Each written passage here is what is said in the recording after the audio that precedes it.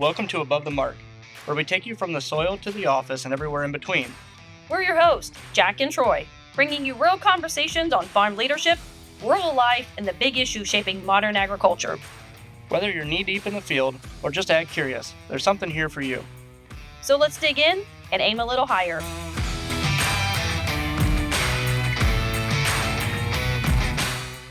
We're back with another episode of Above the Mark podcast.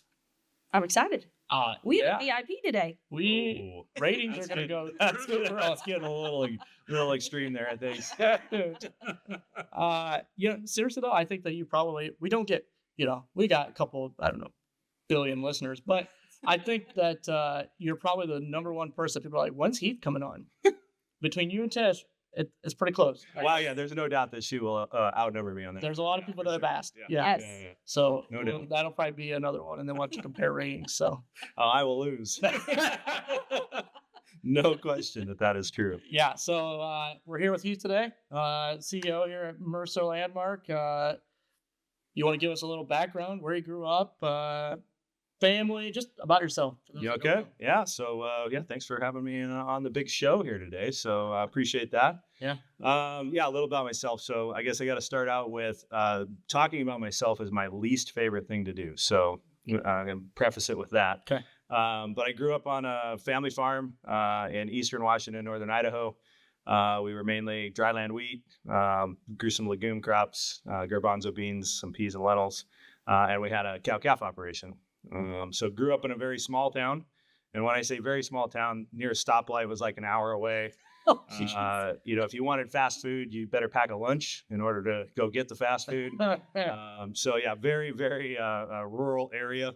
But as with small towns, as everybody around any rural area has the experience, you get to participate in a lot of things. Everybody knows everybody. Growing up in a small town, when you were in trouble, your parents knew you were in trouble before you knew you were in trouble. So that holds true no matter where you're at in the U.S. Everybody knows everybody's business, but it was a great environment to grow up in. Got to compete in three sports, three-sport athlete in high school. Was able to participate in 4-H and FFA.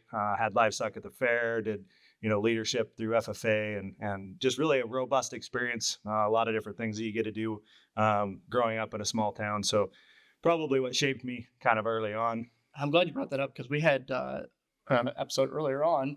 The guys from Ohio AgNet came on, and we spent a lot of time talking about 4-H and just the leadership side of things. You bet. Everybody thinks about taking an animal and showing your animal, but there's so much more to it. And they had a really unique aspect to it because they get to see all the fairs and get around.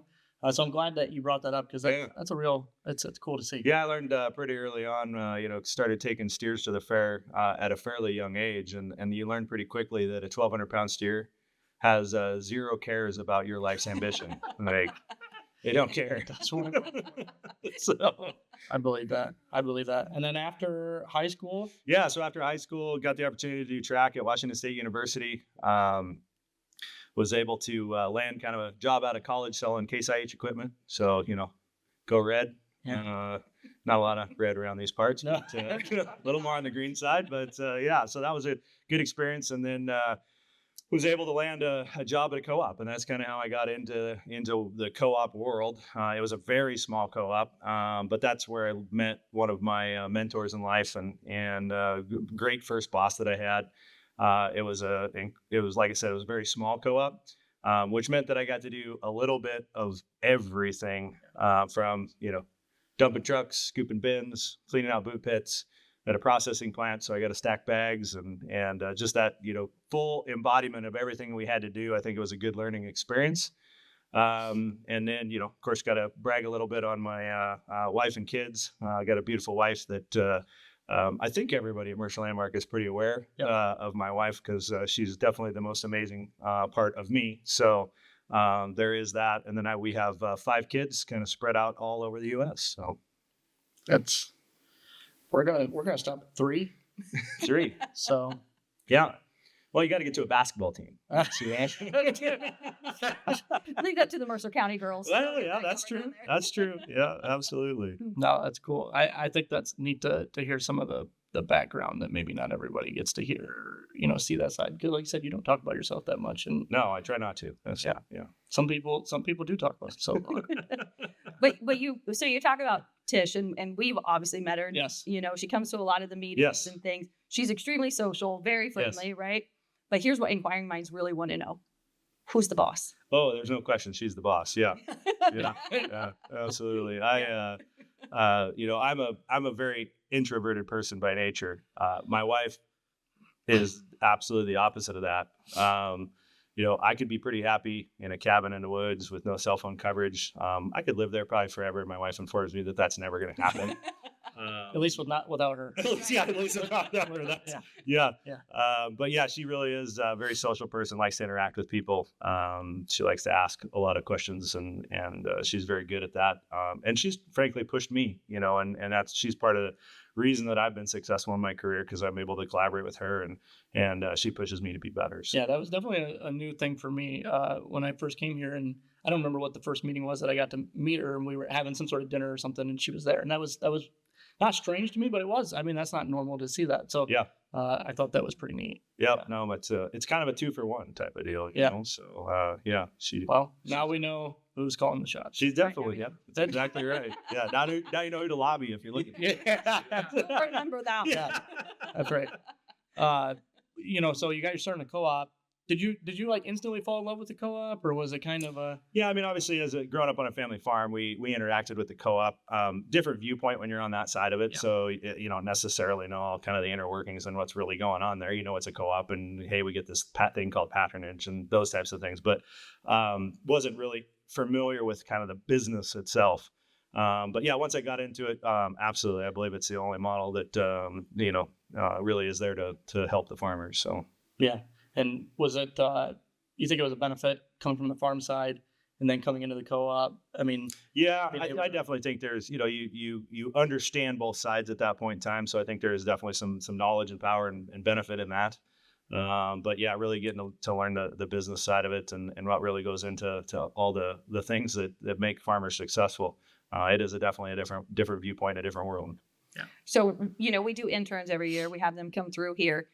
Do you share that story of how, like when you first started, like literally doing everything? I do most of the time. I wouldn't say that's probably something I should highlight more often than not, because I definitely did every dirty job there was out there. Well, and I think if you talk to a lot of people in our leadership roles here at Mercer, right? They started at the co-op, learning everything and then working themselves up. And I know that's a conversation we have a lot of times, right? Like the difference in generations, people have certain expectations and, like, hey, what am I really going to be doing at this job? But again, I mean, it's really when you start here to work your way up, you're learning everything. That's right. I mean, you don't just start at the CEO role. Right? It's usually not how it works. Just wake hey, I'm out of college. I'm ready now. So yeah. That would be overwhelming. It would be very overwhelming. Yeah, absolutely. Yeah. So the experience you get to draw on, knowing all those things and what people actually have to go through. I think that's important as a leader, kind of understanding what they have to go through day to day.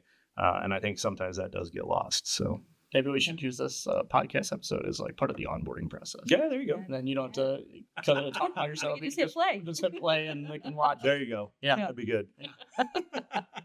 That's perfect. So, okay. So, I mean, you started out in Washington. What brought you to Ohio? Yeah. So, always an interesting question.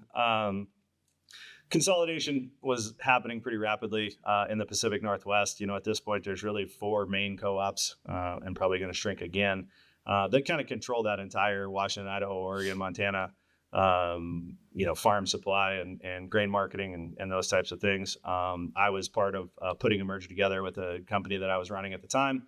The other company was much larger. Still would have had a role there, but all of our kids had left the house. And so it was kind of one of those things like, well, if we're going to go do something different, then maybe now is the time. And so we kind of just started looking around and this role came up, and I got to be honest, I didn't know a lot about Ohio at that point in time. But we took the chance, and they took the chance on me, and it's worked out really well. We've been really happy out here. So So did you convert to being a Buckeyes fan? Of course. Okay. It's required when you cross the state line. I You know? agree. I agree. We need to tell some of our Purdue graduates Yes. that. Yeah, they ask for the Ohio State papers when you get in here. So, Yes. yeah, absolutely. Those are your credentials. That's your right? credentials. Yeah, absolutely. We do have our youngest is a sophomore in Ohio State. So Okay. sorry, See? the Ohio State. Yeah, that's Always fine. forget the the. It's important. It is. It is. Yeah, I had a couple graduates from there. So Yeah.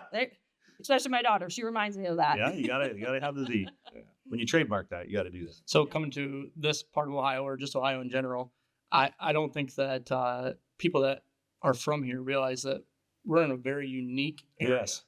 Very much right? so. I mean, especially when it comes to grain marketing Yes. and the avenues that we have to go with that. A lot of end users. Probably the biggest shift from kind of the Pacific Northwest. We have a wide variety of crops in the Pacific Northwest, a lot of irrigation.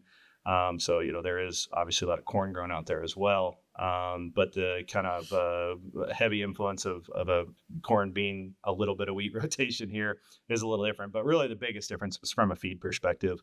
Feed out that way is really controlled by very large operations. So very large dairies, very large poultry, they all have their own feed mills. So we sold a lot of feed ingredients to those facilities, but we weren't in the process of manufacturing feed. So there was definitely a different, to get your head around that. And of course we'd have a couple of birds in this area. And Just so, a few. that was probably one of my early learnings. I learned more about chickens in the first 2 months I was here than I ever thought I would know about chickens. So, yeah.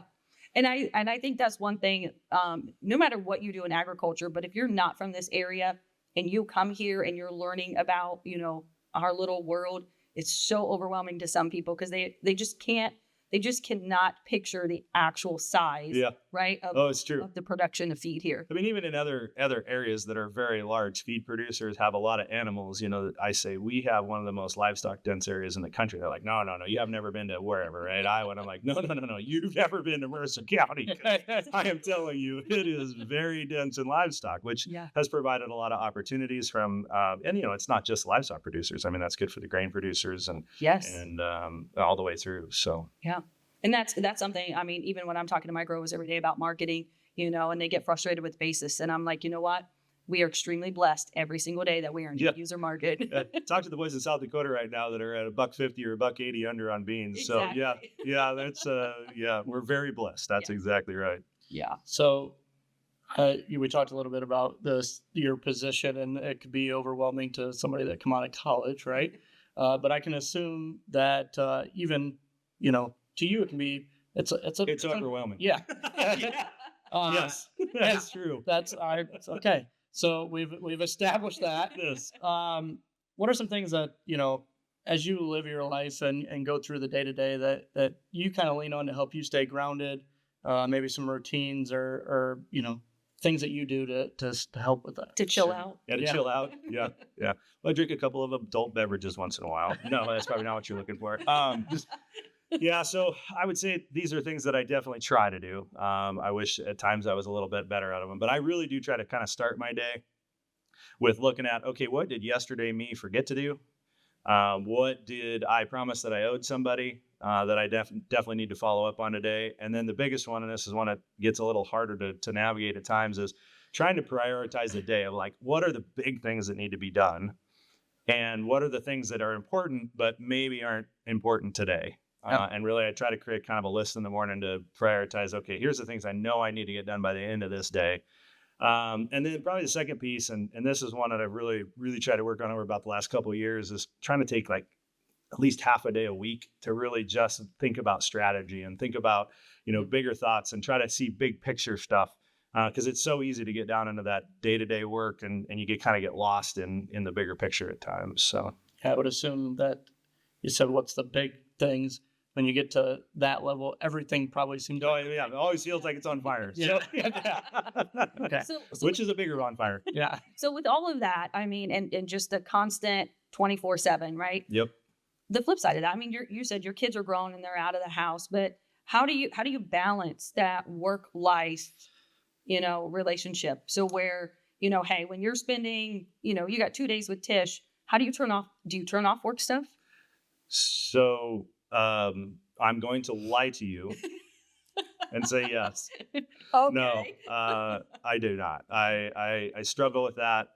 Again, I probably have done it twice in the last 5 years where it's like, okay, we're going to go away and I'm not checking the email and doing this. But most of the time it's 24/7. I mean, it really is. And part of that is just who I am. I want to be available to people. I mean, I end every one of our like all company meetings or whatever that is. If people want to call me or text me or email me and anytime, honestly, I mean that. And I say the same thing to our growers. I publish my cell phone number in our newsletters that go out to growers. And I truly mean that. I want to be accessible. But yeah, my wife gets a little frustrated with that once in a while. We'll put your phone number at the bottom of the description. There you go. On the spot. There you go. So I can get some more of those spam calls up. All right, cool. Yeah. Oh, that's great. I mean, obviously, you kind of said what made you come to Ohio or but what drew you really to this position? I mean, to wanting to be at this level. I mean, what? To be a CEO? Yeah. Yeah. So that was never like on my bingo card. I didn't have that as a vision. And if you'd asked 16-year-old me, I wanted to be a cattle rancher, but that didn't pan out. So there's still time. Yeah, there's still time. It's getting a little more expensive to get in that game now. But yeah. So yeah, I don't think that it's never really, like I said, I want to be the guy in the head seat. I've never really thought that. I like to see people succeed. I like to see businesses succeed. I see always opportunity, no matter how good a business is. It seems like there's always room for improvement. So I think I've always just been one of those that no matter where I worked, I always was bringing new ideas or how can we improve this? And it's always about how can we be better tomorrow than we were yesterday. And so I think naturally that just you kind of rise up as one that always has those innovative ideas. And so, yeah, fortunate me, I guess, or unfortunate, some I landed in this seat. So yeah, you're on a podcast. What Jackie and Troy. Yeah, exactly. That's the fortune. I have the pinnacle of my career. Right? I agree. There's a reach to the top. Yeah. I forgot my boots. Oh, yeah. Yeah. So one of the things that I've noticed, right? Because so when I first came into Mercer, I've been here about 8 years. We had a different CEO. But one of the things that I think has really stood out for me since you came in is creating this unique culture, right? It's very different than any other company that I've worked for. And I know it's something that we talk about a lot in our teams. Why is that a priority for you?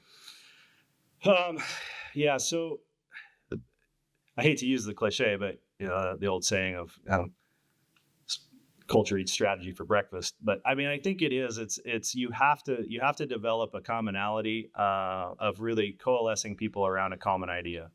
And if you don't have that, you can still be successful in certain areas, but I don't think you're getting the entirety and the full power of your organization. So I think it's important. You want people to have meaningful work. You want to create a customer experience that's world class. You want to deliver value back to the farm gate. And really, in order to accomplish that every day, you have to have a kind of a commonality around culture. And so I think that's why culture is so important. But it's not we have posters on the wall, but it's not just posters on the wall, right? I mean, anybody can put stuff up on the wall and this, here's our aspirations. But I think when you really start to get that working and that flywheel turning of that culture and everybody's buying into it and everybody thinks that, yeah, we're here to win the day every day. To me, that's why culture matters, is because you're getting everybody bought into a common idea. And have you noticed a big shift? I mean, can you feel that? Yeah, I would say for sure, from 7 years ago to today, I would say we have a great culture. And I mean, it's not just me saying that. I mean, there's, you hear employees say, hey man, I love our culture here. And, yes. and even people that leave, honestly, even on our exit interviews, they say, man, I just still love the culture at Mercer Landmark. And that's pretty cool. Yeah. I was talking to Mark this morning on my way in, and I said, I know every company says this, that our people are our greatest asset. Yeah. I said, but I truly believe that here. Yeah, it is true. It's unreal, like the caliber of people that we have. Yeah.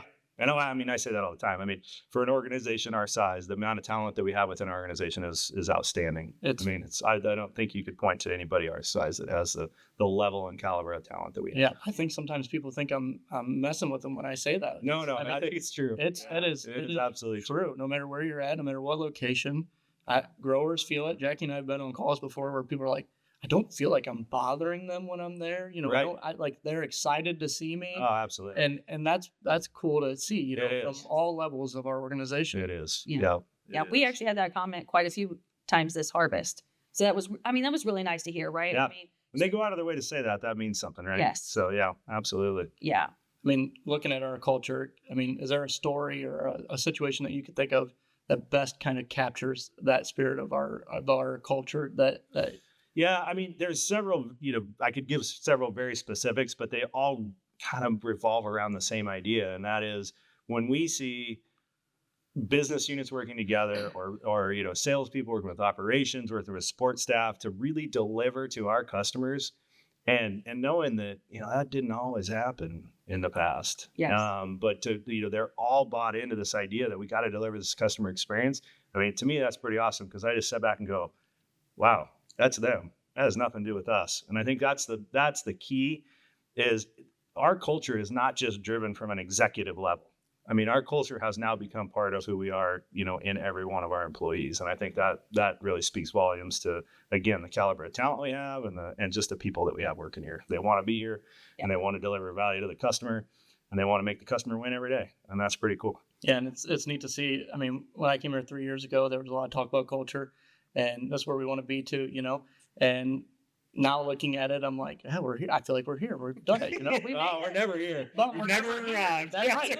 Right. It's like, all right, we did that. Now how do we make it this much? That's exactly right. And I think that's cool because we've got this snowball effect going where we have people that 3 years ago, 4 years ago, whatever it was, maybe wouldn't have came forward and say, hey, I got this idea. Everybody's got ideas, and it's sometimes overwhelming. It is the amount of ideas that everybody has. Because it's hard because you can't act on every one of them, even though there's a lot of good ideas. It's like, I take, and this is a small example, but I take a lot of even like what our interns projects have done, and we've taken some of those, or even like our AAA group, and you look at those, and they finish them, they give us the presentations. It might have been 1 or 2 years later, but honestly, we've used a lot of those. So it's not always in the moment.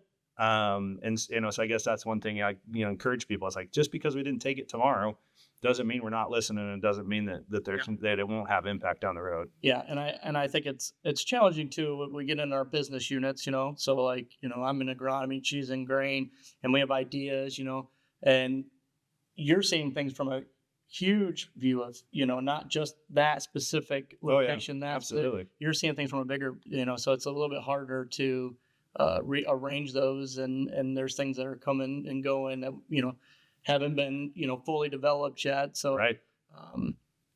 All those pieces come together. Lots of patience. Lots of patience. That is one thing my wife says I'm pretty good at is patience. So yeah, Okay. persistence I am, but I do have patience most of the time. And I think one of the things that Troy and I have talked about a few times is one of the things that we appreciate so much about our culture is because we feel it and we believe it, is that whether it's an intern, whether it's senior leadership, everybody's idea matters. Yep. And everybody's opinion is heard. Absolutely. And I know even when we're doing, UCA meetings with our teams, we talk about that a lot. Sure. Right. And I think that's just something very unique. It is. So. Yeah, a lot of people are trying or have had some success, but I feel like we're really starting to see some dividends paid by the persistence of hammering those ideas forward.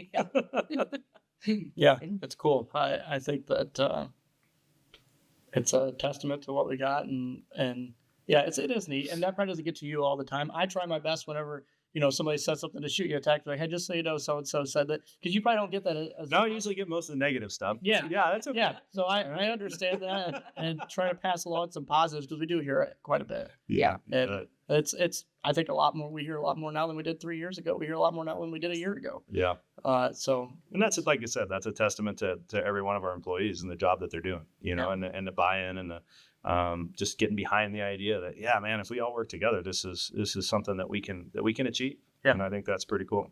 And it's allowing us to grow, right? Yeah, that's right. I mean, at least that's the hope. Right? and big things coming ahead for us. Oh yeah. I mean, oh boy, we do. Yep. Yeah. So we got a new little project coming. New little project. Yeah. Yeah, new little one in St. Mary's. Building a small little feed mill in St. Mary's. Yeah. Yeah. So I mean, when is this projected to be open, ready to go? So the hope is that we will be functional by April of 2027. Okay. Fantastic. Yeah. Yeah. It seems like a long timeline, but there's a lot to do to get there. So, and I don't know if anybody has been through St. Mary's, if anybody has ever any need to go down that road before now, right. But already the changes, just because I was there working at Harvest. Sure. So I got to see like literally day one of Harvest, there was nothing going on. And by the time we were done, there was stuff. Yeah. Big holes. Yeah. Big holes. Lots of equipment. Yeah. Yeah. Absolutely. No, they're progressing well. That's a partnership with MPS, our partnership Prairie Star. It will be a second addition to our St. Henry mill that we currently operate. So yeah, we're really excited to bring that on and see the big impacts that it's going to make in the marketplace as we move forward. Yeah. And I know our growers are excied about it. We've been talking to them. I mean, that's another end user opportunity for them in the backyard. Exactly right. I mean, not only the impact again on end user corn, that'll have an impact on corn basis. Really puts them in a good position. So really drawing, it's not just for feed customers, right? Right. But I can't emphasize enough that we wouldn't have these opportunities if we didn't have the size and scale in feed. We wouldn't have the conversations that we have because of that size and scale. We wouldn't have this opportunity if we didn't have such incredible partners. And I think, again, it goes back to, it's because of our culture and that momentum and everything that we've built is why we're continuing to see growth in the feed business as well. So, I think it'll be exciting when it's up and running. It is going to be a big monster. So we've never really talked about the feed business unit a ton on this podcast. I mean, can you give us kind of an overview of our feed business unit and kind of what we offer and what that looks like? Yeah, you bet. So our feed business is separated into two LLCs. So we've got our MPS LLC, which is a partnership with Prairie Star Farms. That is a poultry operation solely at this point in time. So our mill in St. Henry is all poultry. And then we've got our Heartland Feed Services, for the logo today, just for that. Heartland Feed Services, which is a joint venture between us and Sunrise Cooperative. That business really takes care of our swine business and cattle and dairy business, as well as a few other miscellaneouses here and there. But that would be the crux of that. In totality, currently, we manufacture and sell just about 1 million tons of feed a year between those two LLCs. So to give you a size and scope of what the new facility will be capable of manufacturing 1.5 million tons a year. So wow, our feed business unit is huge, and I think as we get further north, people don't notice that or get to hear about it as much. Right. So it's cool to get to talk about it. Absolutely. And as we come out with new things, I get asked questions about it. So it's nice to have those metrics so people can understand how much of a large operation it is. I mean, so yeah, and I think one of the things that we often talk about relevancy as a business, and I think our feed business really highlights that relevancy piece. Our costs continue to go up. I mean, for farmers listening to this podcast, that's nothing news to them. They've seen their costs continue to escalate as well. But without that growth, we won't have the opportunity to reinvest in facilities. We don't have the opportunity. We're going to have to raise margins. So we really are focused on growth, so that we can continue to bring value back to farm gate, continue to be competitive in the marketplace, continue to have talented people in the organization, all of those things that really we were able to do because of our size and scale. And do you see value, what the definition of value has changed over the last 5 years? I mean, and will continue to change, right? Will continue to change. Yeah. That's right. Some of that's generational shift. Some of that is just marketplace and environment and all of those things. It's definitely not. It's not easier today, than it was in the past, and it won't be easier in the future than it is today. So, we've got to continue to adapt, and I really think that's our mission here at Mercer is how do we make sure that we're helping our producers be successful every day and help navigate those challenging environments. Yeah, and with our advisor team, I mean, value is different for every farm. Every operation is different, and our advisors do a really good job at making sure that every customer feels that value. You bet. And that's something that I think we have to be proud of, is a good advisor team that's able to do that, because that's not possible everywhere. And but that goes back to the caliber of employees that we have. That's right. I agree. It's pretty awesome. I agree. I tell you every day we're fabulous. So Yeah. I mean, She's like, the grain side's better than the agronomy side. I mean, they're fabulous every day. yes. Yeah. You're fabulous at least once a week. Yes. Yeah, see, there you go. You balance. You have not gotten that phone call where he's got 37 ideas rattling out all at once, right? I filter them before they get to you. I get to the top 5. Oh. Yeah. yeah. So I don't get 37. I'm full of them. Yeah. And we are living one of them out right now on a podcast. That's all right. That's good. That's good stuff. No, we've had an interesting year, and I think that like you said, things are going to continue to change, and it's all good, right? We all still got smiles on our face, and we're absolutely. Yeah, I mean, it's challenging out there right now. It's challenging at the farm gate. There's, it's not the market environment that anybody wants or needs. But again, I think, hopefully they see us as a partner in being able to help them be successful on the farm. And I think our team is here and ready to deliver that every day. When you fully embrace change, right, it allows you to grow. Absolutely. And that's where we see the success. Yep. Getting on the other side. Well, we need people to do that, because their ideas through that change process, because nothing's ever perfect the way you draw it up and try to implement it to begin with. So it really is, you need that input from those people that are most resistant to the change, because a lot of times they have the idea of like, boy, if we just did this, it would make it a lot better. So yeah, I agree. Yeah. Embracing that change and being part of it will really make us all better at the end of the day. And I think our job for our growers is just to give them the opportunity to say no to something. Kirk says that a lot. It does. Just give them the opportunity. Our role is to introduce them to markets that they might not be able to access otherwise, and just give them ideas and give them the opportunity to say no.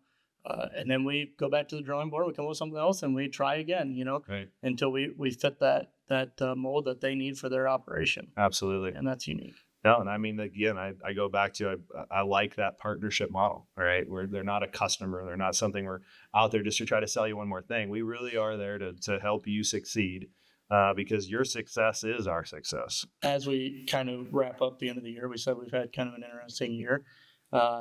As we head into the holidays, is there any wise words of encouragement that you would like to share with our listeners that are out there? I mean, we have customers, we have employees, we have all sorts of people that listen, just people in the community. Yeah, I mean, I think kind of to wrap up a lot of what we talked about, right? And it's really that message of resilience. In order to be in ag, you have to be pretty resilient, because we have cycles that go up and down.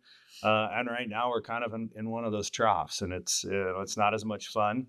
But farmers by nature are pretty resilient. They gotta work with weather and markets and machinery, and they gotta have a little bit of sense of humor along the way in order to make that all make all that work. So, but hey, we're here. We're here to help support them, and I think our employee base is solely focused on that every day.